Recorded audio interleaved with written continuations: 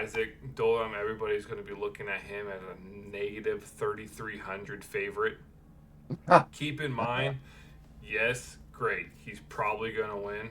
Like, in all reality, he should win as a minus 3,300 favorite. But as a DraftKings perspective, he is a 9,900 salary person.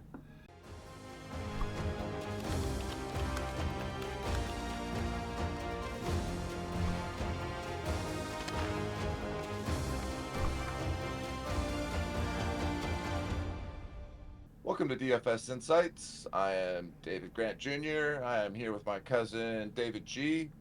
We're here for UFC Vegas 97. We got Burns versus Brady. Exciting. Uh, yeah. Hey, man. Definitely the best. I'd say the best matchup here on the card. Burns definitely needing a win here for sure. Brady is on, I believe, a little bit of a win streak, but he also needs a win. This is going to be an interesting card. We got 11 of the 24 fighters here that have less than 3 fights. So it feels like another card where the UFC is trying to build up some of these younger guys or just less experienced guys. So that will make this card a little bit tougher to, to follow the math on. However, we do try to get an edge here every way that we can. You don't have to. You don't have to be nice. It's a filler card until next week. Yeah. Okay. Yeah. Let's just be honest. We're filling it in until next week's big pay-per-view Yeah, card. the no J card. So, yeah. But Nice. Well, yeah, we could go ahead and hop on over maybe and pull up our cheat sheet here that we got for everybody. yeah, let's go ahead and look at these numbers and see what we can make out That's of good. it here. So yeah, no, looking here at the cheat sheet, basically got kind of most of the data filled in. There was no data on two of the fighters for one fight. It was the Chanel and the Durden fight. There was no inside the distance odds or round one odds, so the rating's a little off there. So we'll update that in the comments section below. So also make sure you hit that like, subscribe, notification bell, so you can tune in with us here as we cover these matchups. Yeah, I don't even know where to begin. So Yeah. so I mean, Yeah. typically, I like to look at the math and see how that compares. The my data column here is our math analysis, but with the yellow fighters being the bulk of it, the math is a little slightly skewed due to not enough data points there. So yeah, I'm going to point out here for the Isaac Dolam, everybody's going to be looking at him as a negative 3,300 favorite. Keep in mind, yes, great. He's probably going to win. Like, in all reality, he should win as a minus 3,300 favorite. But as a DraftKings perspective, he is a 9,900 salary person. So, he's coming in also at roughly about 54% ownership. So you can do one to two, three things basically. If based on how your risk tolerance is, if you fade him and he doesn't be in that optimal, which is it depends really. Then you're going to be setting yourself up 54%. You're going to be with 40%, 46% of the people, which is great. You're already cleared half the field. Even if he needs like a solid 100 plus points, or that fight needs to be the only round one finish, or finish round two. Like, if that was the only finish of the night, then I can see him being in the optimal. But 9,900, man, you need almost a quick win.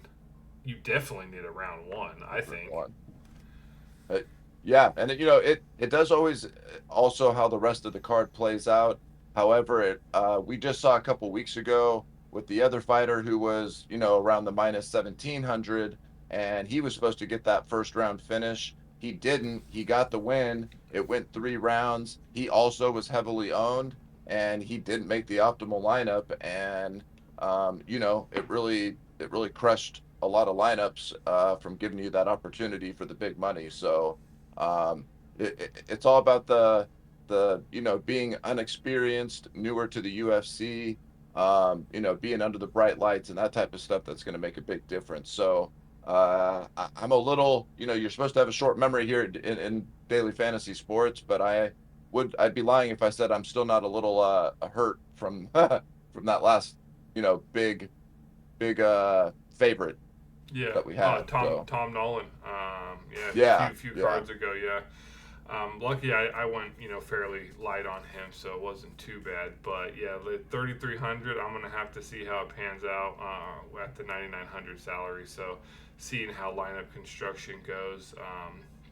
I probably definitely I can tell you I will be way under the field than 54. I'm talking I'll probably be like 35, maybe 40. It's just, I'm going to play the odds and just, he doesn't make optimal. I'm probably 99.9% he's going to win. I just don't think with that salary you can be optimal. Unless this whole card goes to decision, and at that point, Yeah. I may Right. that's my risk. That's what I'm going to go with. So, um, I'll move up here and point out the big elephant in the room here. If you look at match 7, the good old Nathan Fletcher and Ramaska, I'm incredibly butthurt about this fight. This is the fight that got canceled last week, a second or two after lock. We don't know why. I think someone. There's been rumors saying both of them got staph infection, blah blah. I think they just got the jitters, and they got nervous, and someone had to take a crap, and they couldn't go. Right. They couldn't go fight. Like it screwed 66% of my lineups. I went pretty heavy on both of them. Separate lineups, but kind of butt hurt there. So Nathan Fletcher still coming in at the favorite. Really, line hasn't changed in 2 weeks. Or excuse me, 3 weeks, because there was no one last week. So think Fletcher. I think his style. I think he'll end up getting it.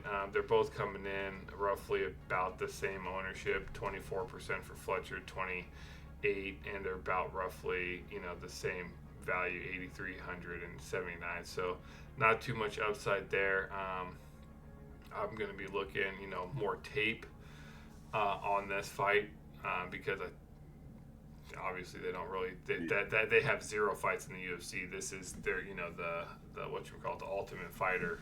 I think one of the Yeah. fights. Okay. So Fletcher's from Cage Warriors. Cage, yeah, And he's definitely a submission specialist for sure. He's got uh, a first round finish in his last fight, which was a year and a half ago, was his last fight. Um, and it'll be interesting, as you mentioned. I don't know if it was a weight cutting issue with one of the guys in the fight gets cut, because now they're trying to cut weight again here. Not a quick turnaround, but a turnaround enough, so hopefully it didn't have to do with the weight cut. Nonetheless, though, this guy does have many finishes. Looks like he's a rear naked choke specialist. He's got a triangle finish. Um, he's got a rear naked choke, rear naked choke, rear naked choke. He does have a TKO by punches, rear naked choke, arm bar. So it looks like nice. he does a little bit of it all. He has been knocked out once in the third round. So, as far as Romska goes, um, yeah, he's not even from Dana White's Contender Series. He's from a BF2, to be honest. That's one of the few ones I have not heard of, but he's more of a striker for sure. His last 3 fights, he finished in the first or second round by knockout. Mm-hmm. So we got your typical grappler versus striker. So, I typically like to go with the grappler in that scenario. Yeah, So, yeah. especially for DraftKings too. The scoring favors grapplers easy, for sure. What do you got? What do you think about the main matchup here? Burns versus Brady. Yeah, so with the Burns versus Brady, I'm a big fan of both of these guys. Gilbert Burns, my only concern, to be honest with him, is his age at this point. I mean, he's getting up there. He is 38 years old. He's fighting at 170. However, if we were to just take a look, his losses are to the champ, Bilal Muhammad. I mean, he did just lose to Jack Mandela, but or Medellina, but he's definitely a huge prospect, so that's nothing to sneeze at. Besides that, he's lost to Bilal Muhammad, Hazmat Chimaev, who eventually should be champion if he ever starts fighting enough again, and Kamaru Usman. So, that's going back to 2021. Other than that, he beat Jorge Masvidal. He beat Neil Magny in the first round, as he should have. He beat Wonderboy Thompson in 2021. So it's really hard for me to go against Gilbert Burns. I know he's the underdog here in this matchup, which to me is awesome. I'll definitely be having a lot of exposure to him. We got Sean Brady, who's 31 years old. He's only, he's 16-1. His only loss is to Bilal Muhammad. His wins are not quite as nice. He just beat a Kelvin Gastelum, who probably should have retired 3 years ago. Mm-hmm. Michael Chiesa, who also should be retired. That was in 2021. He's only been fighting, he's really fighting once, twice a year. He had an injured knee, I know. So, his even though, even though he's sitting here at 16-1, it's kind of a fluffed record if you ask me. Um, Yeah. what are your thoughts? What are your thoughts here on the Yeah, matchup? yeah, I like Burns coming in at 38% ownership, Brady at 35. Yeah, so I'll be basically going, they're 8,700 and 7,500, Brady Burns respectively. So yeah, no, I'll probably be, going pretty heavy, about around there, 35, 38% ownership. I'm going to be looking to find value probably elsewhere. Like I said, Burns is 38%, so it's a pretty high underdog.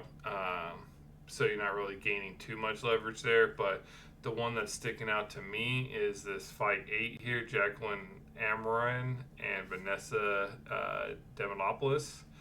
Um, I think Vanessa, I'm just going to, Demolopoulos, Vanessa D over here, coming in at about 14-15% ownership, and a 250 favorite from Vegas, or excuse me, underdog 250, and Jacqueline's at minus 333. I think Vanessa has a very very good chance at beating Jacqueline. So um, the math data is, I wish it was a little bit better. Jacqueline doesn't have that many fights there, so the data is skewed. His math is showing 92%.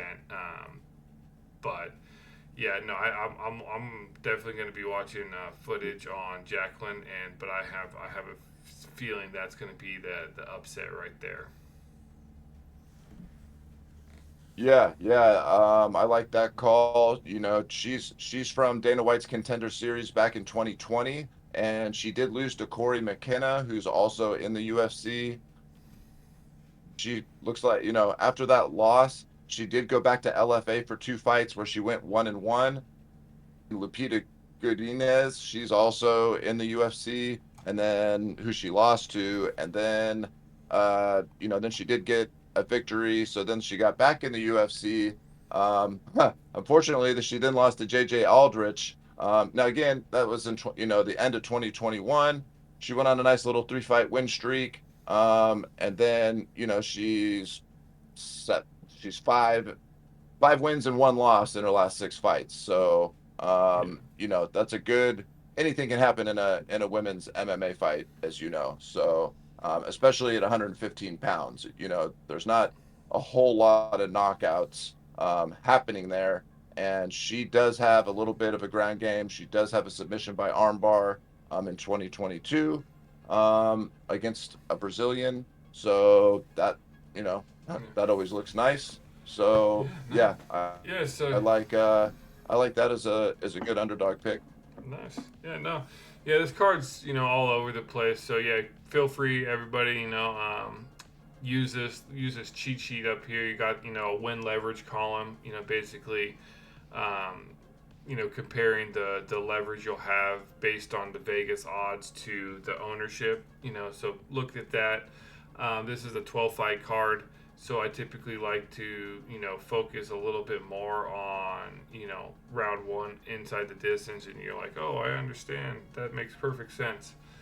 But if you have a smaller 10 fight, 9 fight card, just getting 6 wins has the potential to put you up, up there in the top 5%. But, with 12 fights, you need those inside the distance finishes. And if there's any round one, obviously you need those. So use these, leverage the rating basically, does our formula here and gives a rating on where we're at.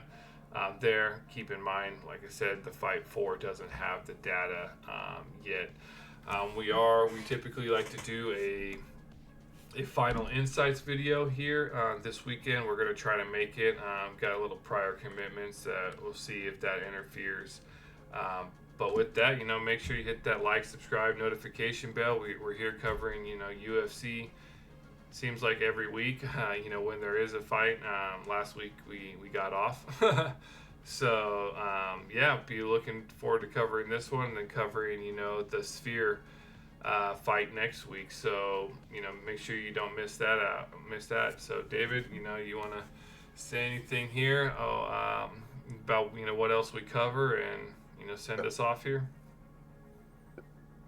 Yes, sir. Yeah, we got lots of stuff coming up. We'll be covering the main over on DraftKings, the main NFL Millie Maker. So we'll be putting up some strategy videos or a strategy video for that. We also be covering the Monday Night Football single game on FanDuel. We got the 49ers kicking off their season against the Jets. So we'll be having a video out for that.